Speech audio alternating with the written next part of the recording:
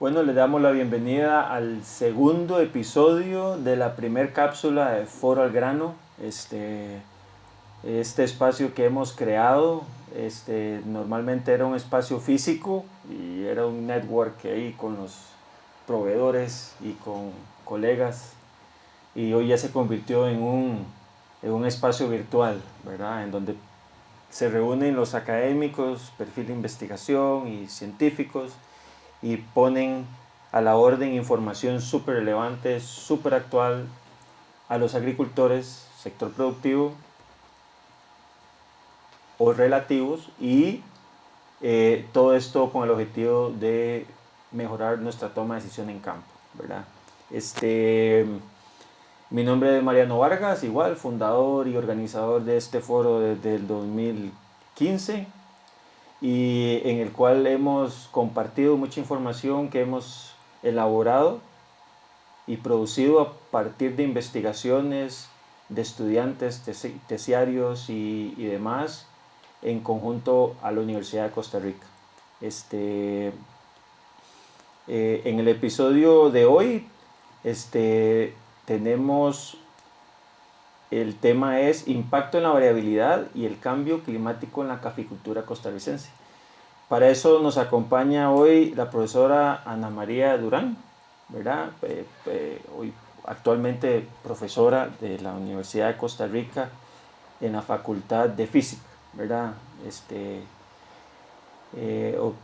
Tiene que propiamente ahí mismo obtuvo su título de bachiller en física, ¿verdad? Ya luego se fue para la Universidad de Vigo y parece que le gustó la ciudad, ¿verdad? Porque sacó su maestría y su doctorado. Entonces, su maestría pues en meteorología, oceanografía física y cambio climático, y luego obtuvo y fue aceptada en el programa de doctorado en física aplicada, igualmente en la Universidad de Vigo. Muchas gracias, profesora, por acompañarnos. Bueno, muchas gracias, Mariano, por la invitación a esta edición virtual del Foro al Grano. Sí, profesora, viendo mucho de sus pues, antecedentes, el cambio climático pues abarca muchos temas, ¿verdad?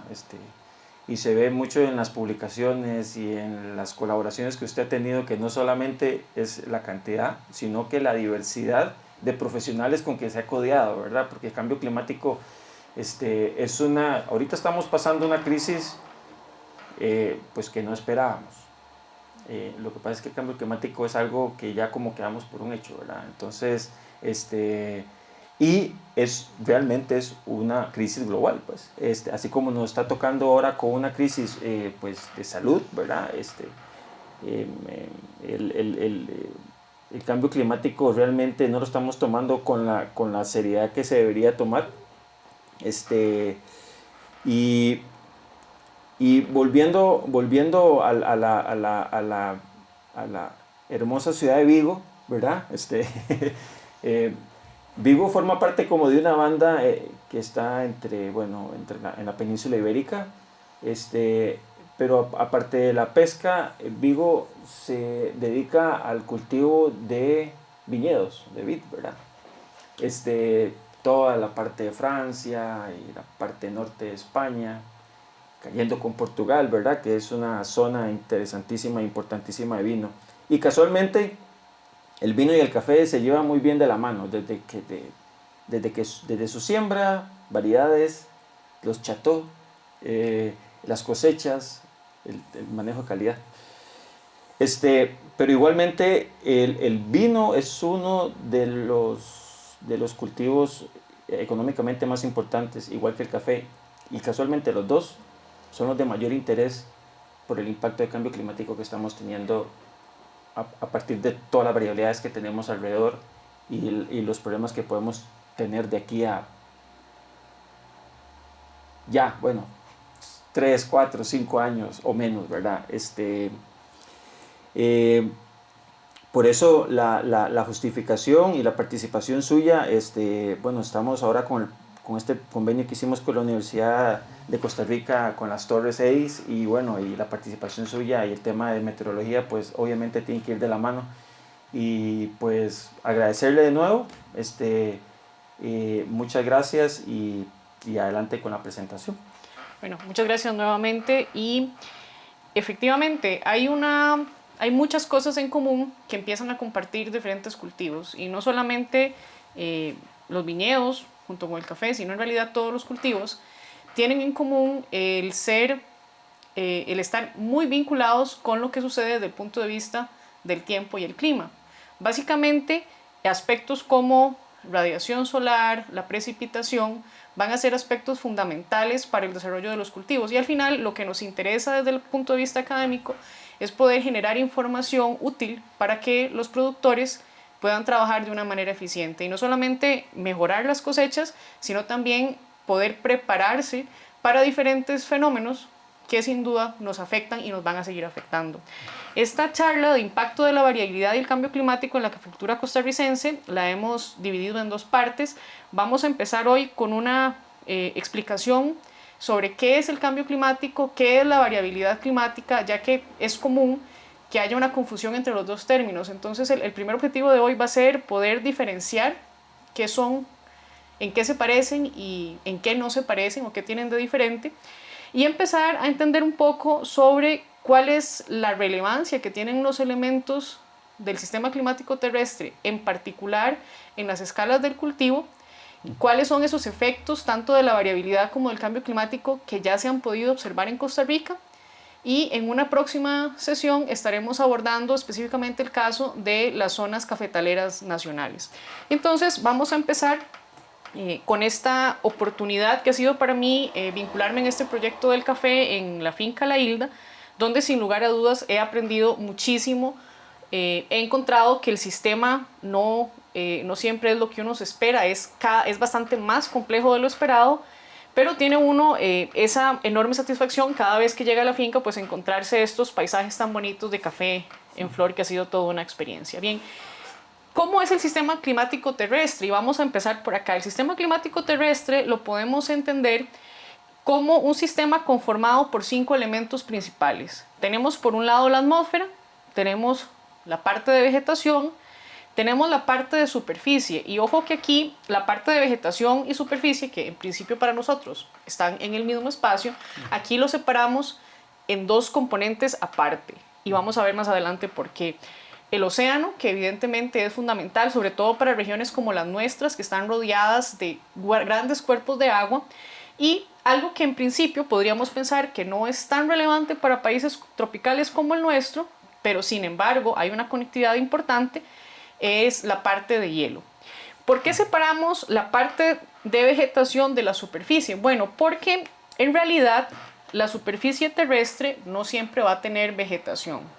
Cuando nos referimos a la superficie, en realidad nos estamos refiriendo al suelo, a lo que está por debajo, ¿verdad? El suelo, las partes más profundas, pero también nos referimos a la topografía y a todo lo que esté encima de la superficie. Es decir, podemos tener carreteras, podemos tener casas, ¿okay? No solamente la vegetación. La vegetación la vamos a poner un poco en otra caja, porque la vegetación tiene como particularidad ser muy dinámica.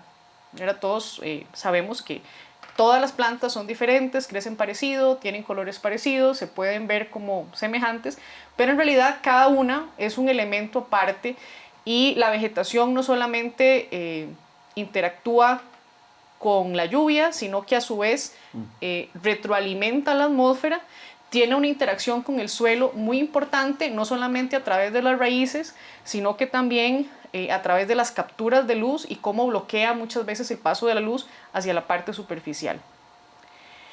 ¿Qué es lo que sucede? Bueno, que cuando pensamos en cambio climático tenemos que recordar que hay una componente natural que hace que el clima cambie. Y entonces eso es lo que vamos a llamar forzantes externos. ¿Cuáles son esos elementos, ¿verdad?, externos, naturales, que hacen que el clima pueda ser modificado? Tenemos los movimientos de las placas tectónicas, tenemos los movimientos, variaciones en la parte orbital, y también tenemos que la actividad solar, ¿verdad? La actividad solar también tiene como característica no ser constante. ¿Qué sucede entonces? Que estos tres forzantes externos van a causar variaciones en el clima, pero en escalas de tiempo muy grandes, escalas de tiempo que van hasta las eras geológicas. Sucede que a estos elementos externos tenemos el forzante de origen antropogénico. Y resulta ser que aun cuando los forzantes externos van a actuar en escalas de tiempo muy grandes, los forzantes de origen antropogénico, digamos que el ser humano es muy eficiente, y hace entonces o genera diferentes productos que son expulsados a la atmósfera, llámese contaminantes, que tienen un altísimo potencial para modificar las condiciones a través de un incremento en la concentración, por ejemplo, de dióxido de carbono. Eso entonces, una vez que empezamos a tener mucho dióxido de carbono en la atmósfera, la capacidad que tiene la atmósfera para retener calor aumenta y por lo tanto se calienta de una forma más eficiente. ¿Y qué tenemos como resultado? Un calentamiento. Entonces, lo que va a suceder es que los forzantes naturales externos, que van a actuar siempre, sumados a esta eficiente participación humana, va a generar cambios en el clima que son irreversibles. ¿Por qué son irreversibles? Bueno, porque una vez que se emitió una cantidad determinada de dióxido de carbono en la atmósfera, no podemos quitarla. Estará ahí hasta que pueda ser removida de forma natural. Sin embargo, la cantidad de contaminantes que se emiten supera la capacidad que tiene la atmósfera de ver qué hace con ese dióxido de carbono. Y no solamente dióxido de carbono, sino también otros contaminantes.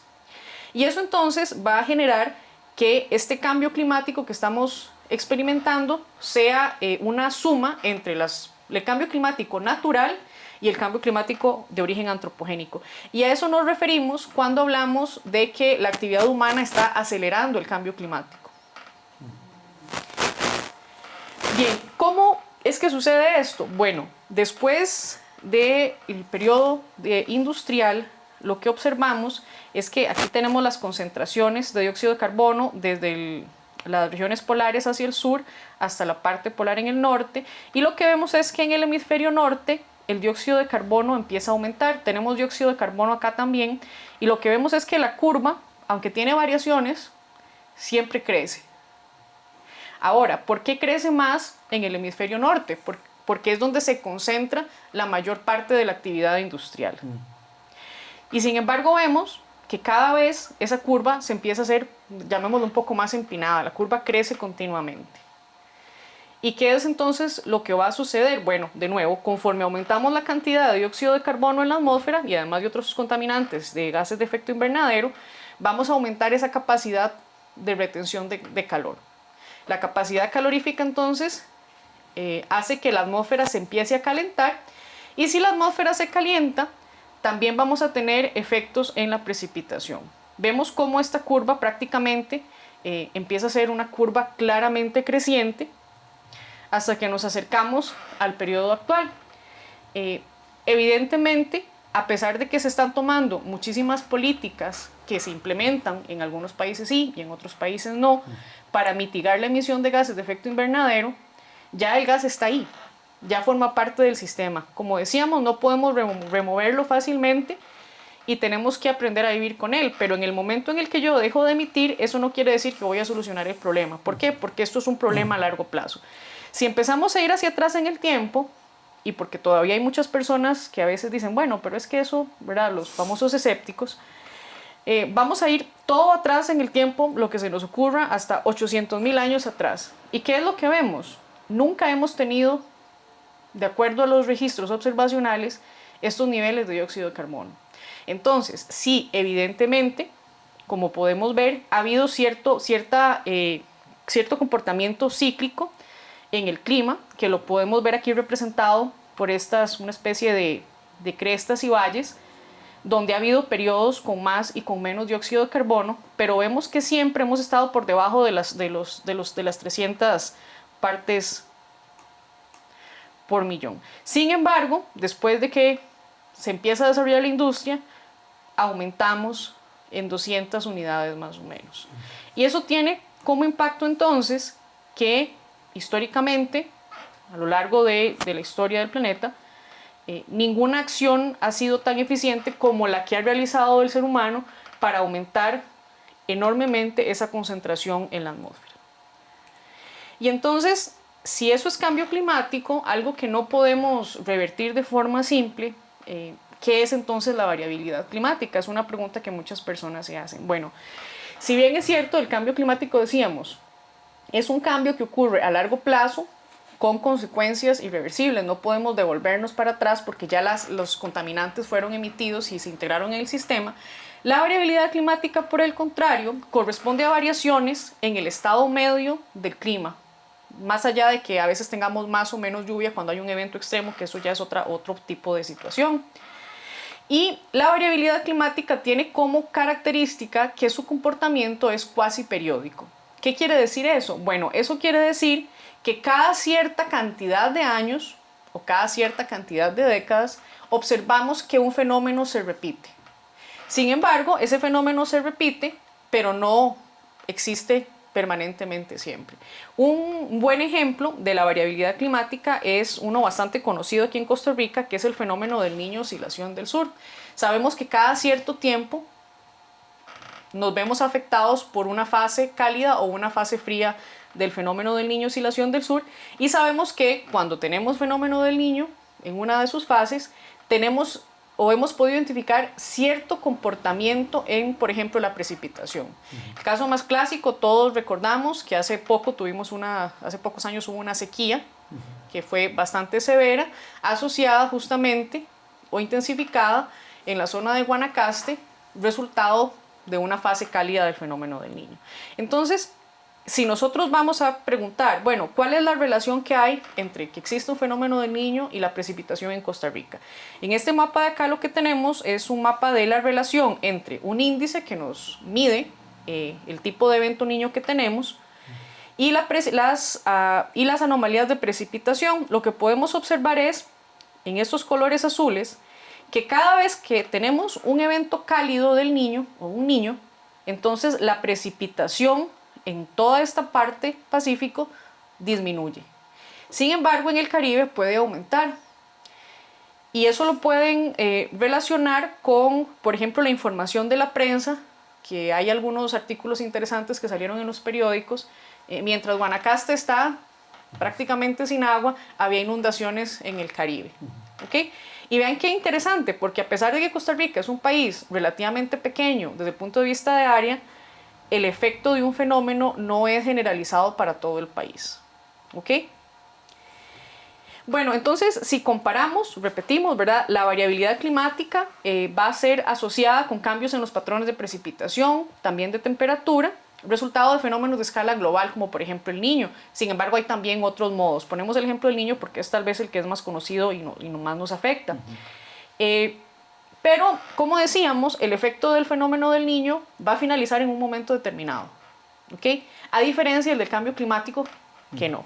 Si lo vemos, por ejemplo, en este gráfico que nos dice cómo, nos da la información sobre cómo pasamos o si estamos en una fase positiva o en una fase negativa del Niño, vemos que el comportamiento es cíclico. ¿Okay? A veces estamos en valores negativos, un evento Niña, pasamos a valores positivos, un evento Niño, y así sucesivamente.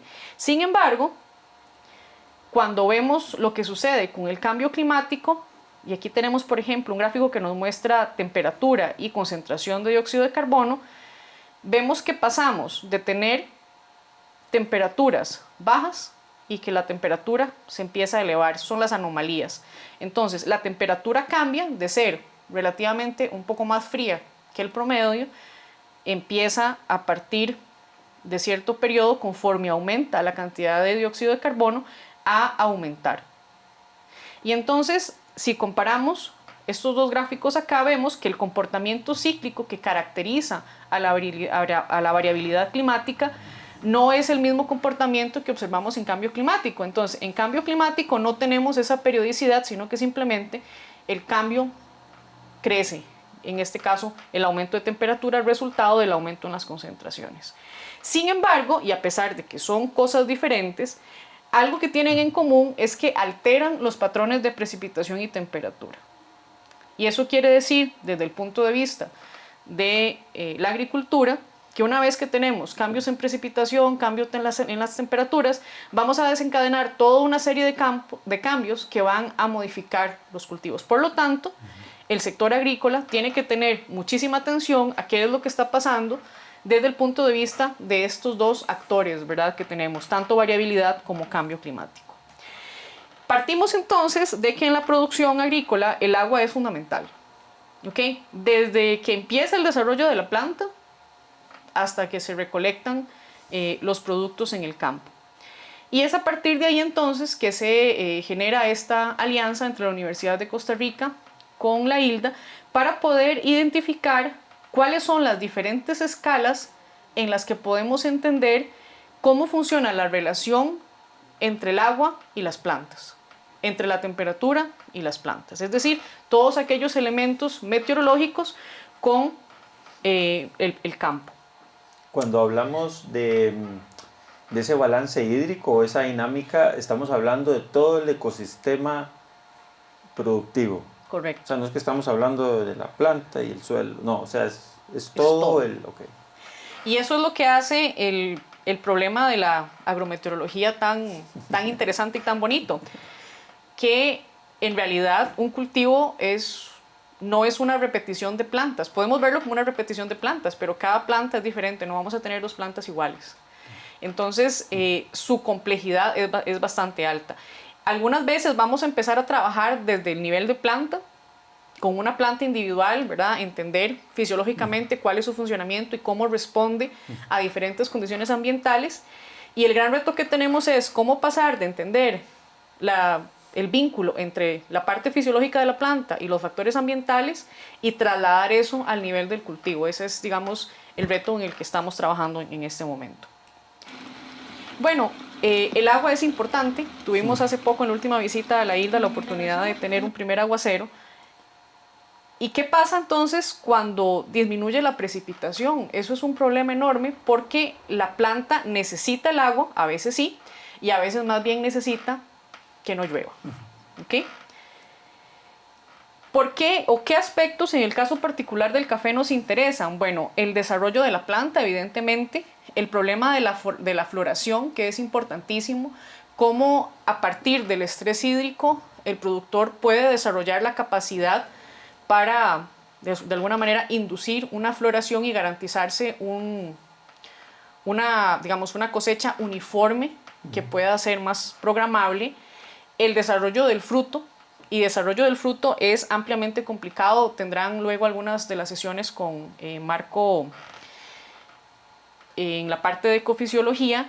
El fruto luego es todo un mundo aparte, ¿verdad? Su calidad, su tamaño, su color, el tiempo que tarde madurando, todo también a su vez depende de esa relación agua-planta. Y entonces lo que tenemos que hacer es, bueno, vamos a tratar de entender primero cómo funciona el clima en Costa Rica. Y entonces Costa Rica tiene una ventaja comparado con otros países y es que tenemos una red meteorológica razonablemente buena. ¿Okay? Y entonces vamos a tomar el registro histórico de todo el historial meteorológico que podemos conseguir para el país y este proviene de una combinación de bases de datos de diferentes instituciones, por supuesto el aporte del Instituto Meteorológico Nacional, las universidades, las fincas privadas tienen colecciones meteorológicas súper importantes y entonces recopilamos y esa es más o menos la distribución que tenemos. Ahora, hay una desventaja y es que no siempre el registro meteorológico se ha mantenido desde su inicio. Entonces algunas veces las estaciones reportan algunos años de datos, ya luego las estaciones dejaron de funcionar. Y ese es el otro reto que tenemos desde la parte de la meteorología. Bueno, ¿cómo hacemos cuando no tenemos los registros más completos que queramos? Bueno, pues se trabaja con lo que hay y vemos de qué manera lo podemos mejorar. Entonces, tomando ese registro nacional, obtenemos lo que llamamos una climatología del acumulado anual de la precipitación, en este caso para un periodo de registro desde 1981 hasta el 2010, y vamos a ver en promedio anualmente cuánta lluvia tenemos. Marco aquí en rojo esta zona que corresponde al acueducto Barba-Colima, que es muy importante porque mucha del agua de riego para algunas partes del Valle Central viene de esa región. Y lo que vemos es que en Costa Rica llueve bastante. Y en las zonas donde dominan las producciones cafetaleras es donde relativamente llueve menos.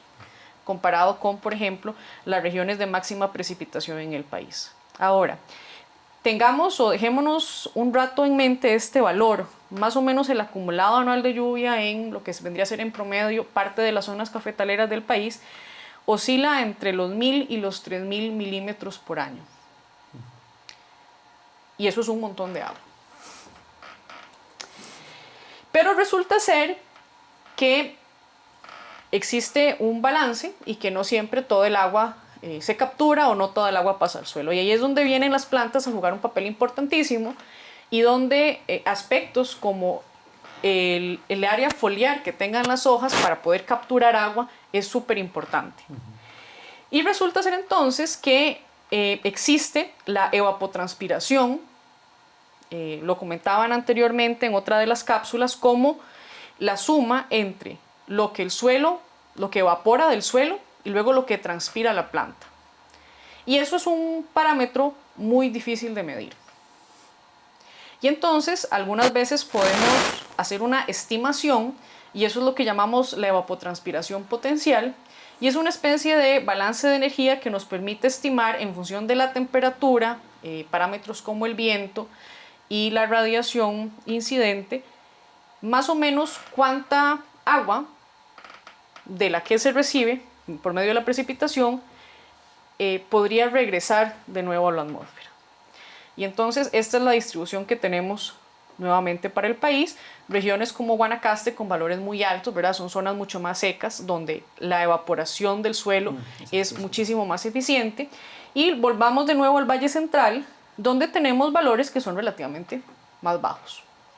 Pero aquí tenemos un problema, porque en promedio tenemos, por ejemplo, entre 63 y 93 milímetros por mes. Y el año tiene 12 meses. Entonces, si nosotros multiplicamos esto anualmente, los valores van a oscilar entre los 700 y pasados un poco los 1000 milímetros. Regresemos a este gráfico. Recibimos en las zonas cafetaleras entre 1000 y 3000.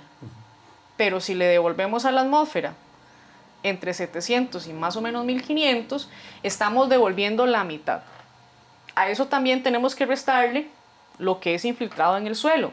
Y entonces la pregunta aquí es, bueno, ¿y cuánta agua realmente, de cuánta agua realmente dispone el cultivo? Y aquí es cuando empezamos a tener un problema, porque si el cultivo no logra obtener la suficiente agua que necesita, porque el disponible es menor de lo requerido, entonces tenemos que implementar medidas como el riego. La cuestión es aquí cuándo sabemos si vamos a tener suficiente agua o no en el sistema. ¿Por qué? Porque no siempre tenemos posibilidad de regar. Algunas veces podemos utilizar irrigación, pero si en general tenemos condiciones secas, es posible que tampoco tengamos agua disponible para el riego. Entonces eso compromete muchísimo el cultivo. Y es lo que sucede, por ejemplo, cuando tenemos un evento niño. Cuando tenemos un evento niño, nos venimos aquí al Valle Central nuevamente. El valor negativo, esto lo que quiere decir es que la precipitación disminuye cada vez que tenemos una fase cálida del ENOS o un evento niño. Y eso quiere decir entonces que de lo que se le devuelve a la atmósfera, eso se cambia porque la precipitación está modificada, pero la planta va a ocupar la cantidad de agua que necesite independientemente de si hay niño o no. Entonces, ¿cómo podemos responder a la demanda hídrica que tiene un cultivo en condiciones donde la precipitación está disminuyendo? Y entonces, ¿qué sucederá a largo plazo? ¿O qué es lo que ha pasado? ¿Ha cambiado el clima en Costa Rica en estas zonas?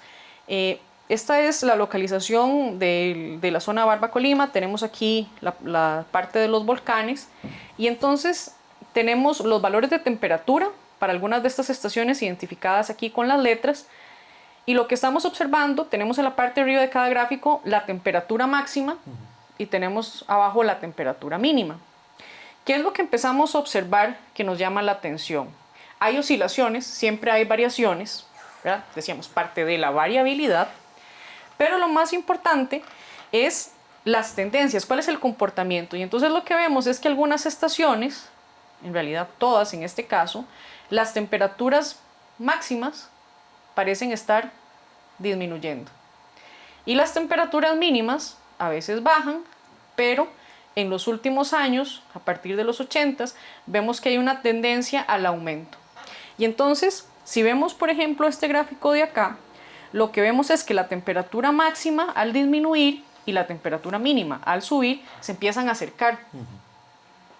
Y si la temperatura máxima y mínima se acercan cada vez más, eso lo que nos indica es que en promedio las condiciones ambientales van a tener condiciones de calor semejantes a lo largo del día, exceptuando por supuesto el ciclo diurno natural del sistema. Y esto lo que nos indica es que entre más se acercan estos dos valores, la estacionalidad de la temperatura cambia. ¿Okay? En latitudes medias este fenómeno es todavía más importante, pero en Costa Rica, a pesar de que no tenemos esa estacionalidad de las latitudes medias, para los cultivos las diferencias entre las temperaturas máximas y mínimas durante el día son muy importantes porque eso forma parte de uno de los elementos que nosotros denominamos estrés sobre las plantas, que les permite realizar ciertas funciones fisiológicas. Y entonces, ¿qué es lo que sucede? Cultivos que necesitan una diferenciación entre temperatura máxima y temperatura mínima, por ejemplo, para florear, la van a comenzar a perder. Si tenemos menos flores, entonces la densidad de frutos también disminuye y eso tiene un impacto bastante grande en la productividad. Vemos entonces que desde el punto de vista agrícola, no solamente la precipitación o qué es lo que esperamos que pase con la precipitación o lo que está pasando con la precipitación tiene un impacto, sino que la temperatura también es un factor determinante. Ahora, esto parece contrastar un poco con los resultados generales que tenemos de que, resultado del cambio climático, las temperaturas están aumentando. Y aquí es donde la escala de Costa Rica y sus microclimas nuevamente es especial, porque a pesar de que en efecto las temperaturas tienen una tendencia generalizada a aumentar, cuando vamos a estudiar cada uno de esos microclimas, pueden tener condiciones que son diferentes de una región a otra, incluso para regiones que son bastante cercanas. Y esto es de particular interés en las zonas montañosas, justamente en las faldas de las zonas montañosas, donde tenemos la mayor parte de la actividad cafetalera concentrada. ¿Qué pasa entonces con la precipitación? Y entonces aquí son grupitos de 5 días con lluvia, donde tenemos menos lluvia, es lo que llamamos péntadas secas. ¿Y qué es lo que vemos entonces? Que en el tiempo hay variaciones, ¿verdad? Nuevamente, parte de la variabilidad natural y del ciclo anual del sistema, pero lo que vemos es que en general los días o la cantidad de días sin precipitación aumentan para algunas estaciones como esta de acá, para esta otra, para otras disminuyen bastante. Y entonces veamos cómo incluso dentro de un mismo dominio cercano al Valle Central el comportamiento es diferenciado dependiendo de si estoy de este lado más hacia el Caribe o si estoy más hacia el Pacífico. ¿Okay? ¿Esto qué es lo que nos quiere decir? Que tenemos que hacer una tarea un poco más complicada porque cuando empezamos a trabajar en este tipo de problema tenemos que casi trasladarnos al nivel de localización de las fincas. ¿Por qué? Porque no necesariamente fincas que están en el Valle Central están teniendo el mismo impacto. Va a depender de la parte o de la, digamos, cuál es la cuenca Pacífico-Caribe que tenemos más cercana y otro factor muy importante, qué tan cerca o qué tan lejos estemos de las partes más altas de las montañas, porque eso también va a tener una influencia muy importante sobre la distribución de la precipitación en estos sistemas y por lo tanto indicarnos, bueno, se va a secar más o va a llover más, qué es lo que va a suceder. Vamos a ver entonces, y este es como una especie de comportamiento medio de la precipitación en las zonas del Valle Central, ¿verdad? Tenemos una época seca, más o menos bien definida, empieza a llover, deja de llover un poquito, disminuye un poco la precipitación, el famoso veranillo, y ya después vuelve a llover más y de nuevo vamos hacia la época seca. Ese es el ciclo anual de la precipitación. Pero si nosotros nos trasladamos y vemos qué es lo que ha estado sucediendo en los últimos 30, 35 años, lo que vamos a encontrar es que hay tendencias a una modificación en ese ciclo anual de la precipitación, ya sea mediante aumentos de precipitación durante la época seca, que son estos valores positivos, o mediante disminuciones, ¿ok? Y entonces, en la época seca, lo que estamos observando es que algunas estaciones cercanas a estas partes de acá, más bien tienen un aumento, es decir, la época seca está siendo un poco menos seca, ¿ok? Y eso es importante porque si en condiciones secas empieza a llover, vamos a tener un desorden en la floración porque vamos a empezar a tener floración natural en el sistema. La segunda parte de la época lluviosa, que es en esta época del año, vamos a empezar a tener casi generalizadamente disminuciones, es decir, la segunda parte de la época lluviosa en Costa Rica sí tiene una tendencia a estarse secando. Esto es importante para nosotros porque además vemos que hay una tendencia a la disminución de la precipitación durante el periodo del llamado veranillo. Entonces, aquellos sistemas que aprovechan el agua que cae en ese periodo van a tener que empezar a adaptarse a recibir un poco menos de precipitación. Y entonces, la pregunta que probablemente tengan los productores es, bueno, entonces, ¿yo qué hago en la finca? Bueno, ¿cómo me va a afectar todo esto en la finca? Bueno, cambios en la precipitación, donde la tendencia principal es de disminución de las precipitaciones. Ahora, hay una cosa aquí importante, y es que muchas veces en los registros de las fincas tenemos acumulados anuales. Entonces, digamos que algunos meses llueve más de lo normal o llueve menos de lo normal, pero al final del año el balance cerró, ¿ok? Eso está bien porque le dice usted, bueno, le cayó casi la misma cantidad de agua, pero en realidad no está bien, para el cultivo está muy mal, porque el cultivo no le interesa la precipitación anual. El cultivo necesita la precipitación cuando requiere del recurso hídrico. Por lo tanto, que tengamos que el acumulado anual no cambia tanto, no necesariamente es el mejor indicador que podemos utilizar porque los cultivos tienen un comportamiento que depende altísimamente de la estacionalidad de la precipitación. Hay un aumento marcado de condiciones secas durante eventos cálidos de Lenos o eventos Niño, y esto es importante porque no tenemos que pensar en que la sequía solo afecta a Guanacaste. Las condiciones secas afectan, como vimos anteriormente, también no solamente la parte pacífica, sino partes importantes del Valle Central, donde la afectación para el cultivo no solamente es una disminución en la cantidad de precipitación, sino que en general hay una menor disponibilidad de agua. Entonces eso quiere decir que aunque su finca tenga la capacidad de riego, no necesariamente hay recurso disponible para que usted pueda regar. Por lo tanto, esto además genera cambios en la humedad del suelo. Y la humedad del suelo es importantísima porque ahí tenemos el sistema radical de las plantas. Y si bien es cierto, las plantas también pueden obtener el agua desde las hojas, muchísimas de las plantas empiezan a obtener el agua a partir del suelo por medio de las raíces.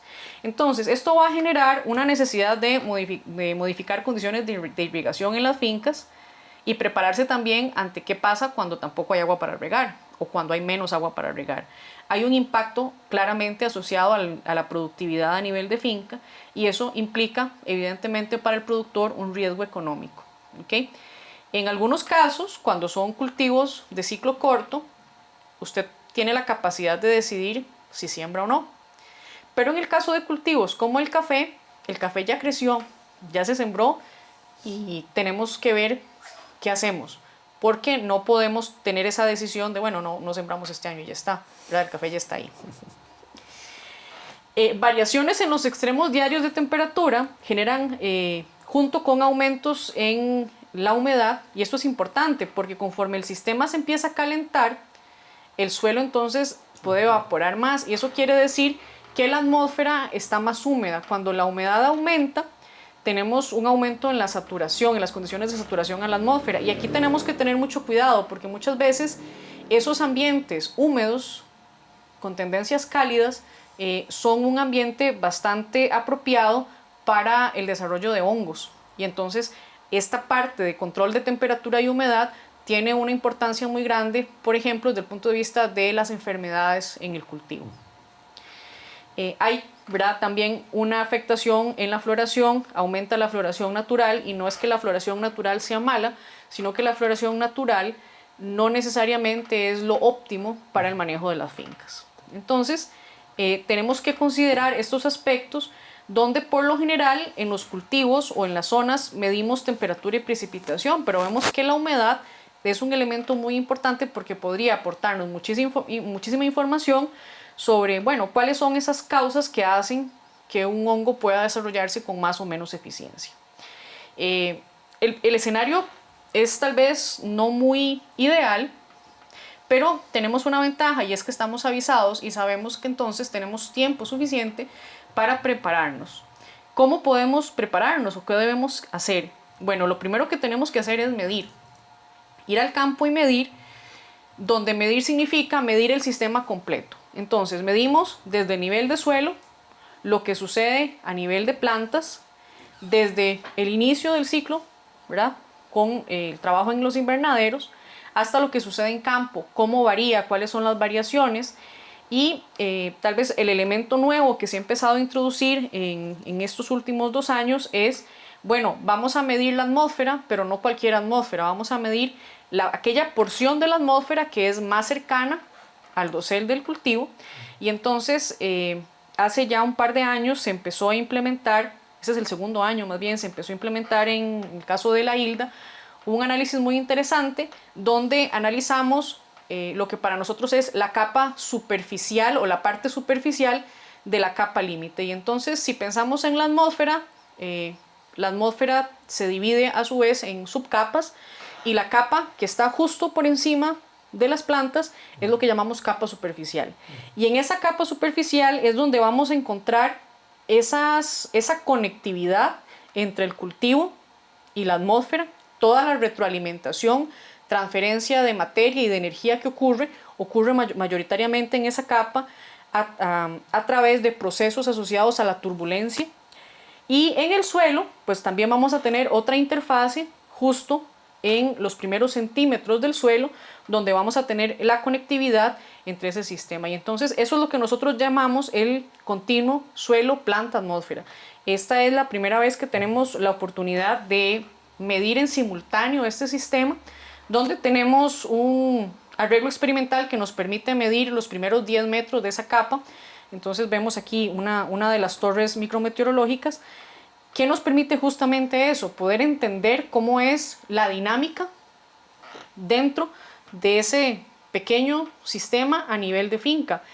Lo habíamos analizado o podemos analizarlo también en el laboratorio a nivel de planta, pero ahora tenemos la oportunidad de hacer ese traslado de la planta hasta la escala del cultivo. Un elemento que para nosotros en universidad es fundamental es que el conocimiento no solamente se genera en la academia, el conocimiento también se genera en el campo y se genera con los productores. Entonces el conocimiento es generado de una forma conjunta, esa es la premisa principal para nosotros. Y no solamente se trata de generar conocimiento, sino de poder transferir el conocimiento. Espacios como este son justamente pensados en eso, en que podamos replicar las experiencias exitosas que tenemos con experimentos que puedan replicarse en otras fincas, eventualmente en otros cultivos, y de esa manera que el conocimiento generado esté al servicio de la mejora de la producción, no solamente nacional, sino también de otros lugares. Parte de la experiencia con este proyecto ha sido las actividades de campo, donde pues, se hacen diferentes actividades en que las personas tienen la oportunidad de venir al campo y conocer cómo es que se está trabajando, cuáles son las características de los instrumentos que se utilizan, por qué se decide medir algunos parámetros en específico, qué importancia tienen esos parámetros, cómo se relacionan con esa información. Y al final del día, cada vez que entonces nos tomamos una taza de café, esa taza de café contiene un montón de cosas, ¿verdad? No solo, además el sabor viene compuesto de una gran cantidad de trabajo en las fincas que se hace para poder generar esas mejoras.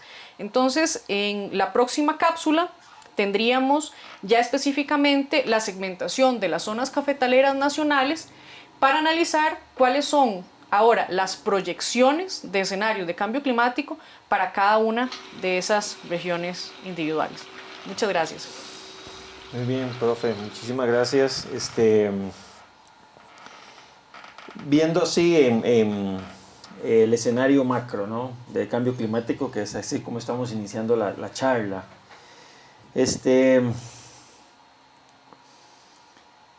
El cambio climático, bueno, volviendo al vino, y que el vino y el café, sigo con lo mismo, tienen mucho en la mano y tienen un asunto que hay un término en vino que se llama el terroir, que es las condiciones propias que tiene la finca, más la mano del productor, pues. El tema de condiciones climáticas es, o sea, te puede cambiar en 5 o 6 años. Hemos visto, somos testigos de cambios de perfiles de tasa, así como hemos sido testigos de inversiones en fincas a 2000 metros sobre el nivel del mar, buscando esa banda altitudinal más alta, que bueno, tenemos un límite, pues, o sea, no podemos irnos allá. Los resultados que vamos a obtener a partir de estas investigaciones, ¿qué tan exclusivas van a ser de esta zona? Bueno, perdón, antes de que me conteste, hay un factor estratégico del por qué decidimos en la isla en poner esto, ¿verdad? Porque la isla tiene pues unas condiciones típicas de la mayoría de la zona productora de Costa Rica. Está el Valle Central, influencia pacífica, 1200 metros sobre el nivel del mar, taca, taca. Pero ¿qué tan específico sería los insights que vamos a obtener de los datos de la torre? Bueno, justamente el experimento se diseñó para la configuración de la ILDA, pensando en que aunque cada finca en cada zona es particular, la ILDA reúne características que le permiten ser una especie de condiciones climáticas modelo que tenemos en otras zonas cafetaleras del país. Entonces, lo que tiene eso de importante para nosotros es que, aunque evidentemente parte de los resultados van a tener pues una parte de esa componente local, los aspectos fundamentales de gran escala a nivel de cultivo nos van a permitir generar información que nos va a dar la capacidad de entender cuáles son las interacciones de retroalimentación climática a nivel no solamente de la isla en particular, sino de otras fincas que se ubiquen o que tengan características de localización semejantes a la isla. Ahora, usted mencionaba algo muy importante y eso es parte de las razones por las cuales este tipo de investigación es fundamental para nosotros. El café no puede crecer en cualquier lado. El café tiene el café y otros cultivos, ¿verdad? Tienen unas condiciones bastante particulares de dónde y cómo debe crecer. Entonces, eso quiere decir que si las condiciones donde tenemos actualmente las fincas cafetaleras empiezan a cambiar muy rápidamente, ya esas zonas no van a ser zonas tan aptas para el cultivo del café. La opción sencilla es, bueno, vamos un poco más hacia arriba. Sin embargo, no podemos subir todo lo que queramos. ¿Por qué? Porque nuevamente las condiciones, conforme elevamos de la altura, dejan de ser las condiciones ideales que requiere el crecimiento del café. Entonces, como no podemos simplemente trasladar las fincas más hacia arriba, lo que tenemos que aprender a hacer es a ver de qué manera podemos introducir modificaciones a nivel de finca que nos permitan mantener esas condiciones ambientales ideales para el crecimiento del café. No solamente para no tener afectaciones en la producción, sino porque al fin y al cabo esas variaciones modifican la calidad del café. Y en el caso específico de Costa Rica, que no solamente se trata de producir café, sino que se produce café de alta calidad, este factor es fundamental. En el 2014 se publica en un journal de cambio climático un artículo que a todo el mundo le impactó, que se llamaba The Bitter Cup, o el trago amargo, digamos. Que básicamente la conclusión o los últimos renglones del brief decía que el 50% del área cultivada de café arábigo no iba a ser apto para el 2050.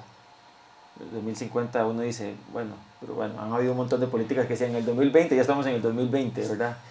Estamos a 30 años de eso, y volviendo a lo que hablaba de los cambios, y bueno, de las poquitas visitas que ha tenido la isla, pero yo creo que ha sido suficiente,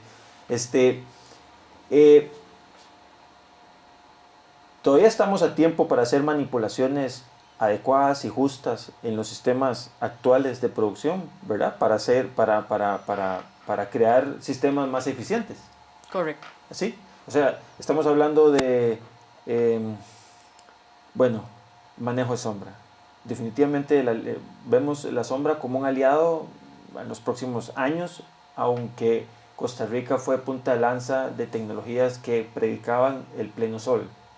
Y por lo que hemos hablado en otras charlas acerca de la cosecha de luz. Y luego lo que hablaba usted ahora de la cantidad de humedad, ¿verdad? El tema de la humedad en el ambiente, cómo puede catapultar otros efectos por el aumento de temperatura, aumenta la pérdida de agua y demás. Los diseños de siembra, ¿verdad? Muy cerca de la Torre de la Hilda hay un diseño de siembra súper interesante que estamos estudiando, que estamos, básicamente sembramos la misma 5.000 plantas por hectárea, pero en otro diseño, con coberturas y con sombra. Estamos a tiempo para hacer cambios en los modelos actuales para poder ser más eficientes, para que este golpe sea un moretón y no salir quebrados.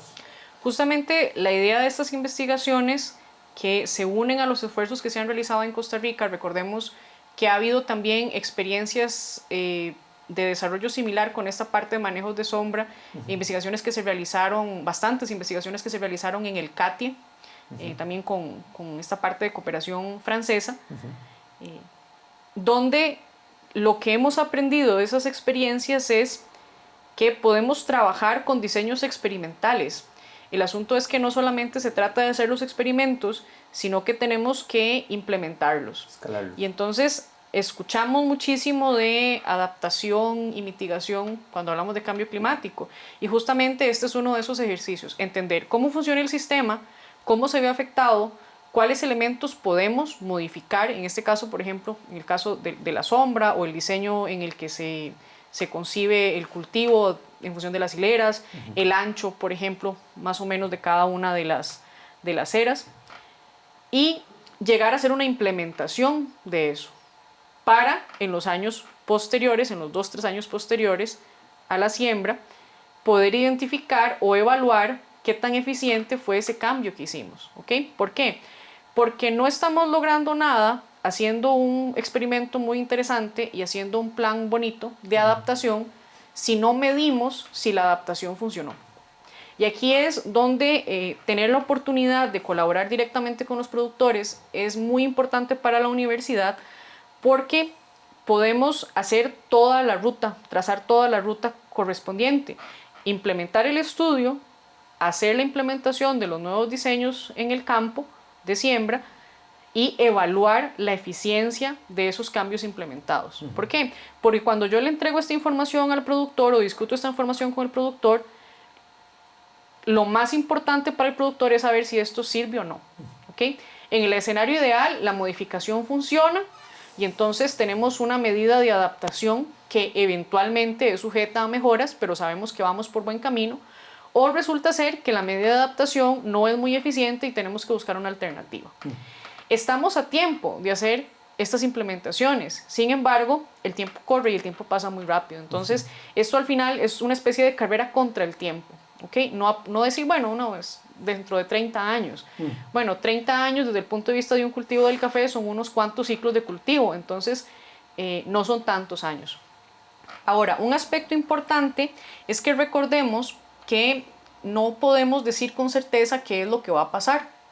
¿Okay? Lo que podemos hacer es proyectar posibles escenarios, donde hay algunos escenarios que tienen una mayor probabilidad de ocurrir que otros, y nosotros basamos estas medidas de adaptación en función de lo que en promedio nos dicen la mayoría de escenarios que tienen una mayor probabilidad de ocurrir. ¿Okay? Entonces, tal vez es un mensaje muy importante para mí que se quede con ustedes, que cuando nos referimos a, bueno, ¿qué va a pasar en el 2050? ¿Qué va a pasar en el 2080? Lo que manejamos son escenarios de posibilidades, ¿verdad? No son certezas de que esto es lo que va a ocurrir. Muy bien. Profesora, agradeciéndole de nuevo por la charla, y ansiosos de esperar la segunda parte, ¿verdad? Y generar más resultados y bueno, y que vaya conociendo poco a poco el sistema productivo del café. Le agradezco de nuevo de parte del sector productivo cafetalero, pues, que este es un espacio para ellos. Le agradezco mucho por la información y la espero pronto por acá de nuevo. Bueno, muchas gracias y tal vez aprovechar el espacio para invitarlos a que hagan sus consultas mediante los espacios del foro, para que entonces en la próxima cápsula aprovechemos también, además de presentar la segunda parte, poder responder algunas de esas preguntas que tienen los productores. Genial, perfecto. Muchas gracias. Muchas gracias.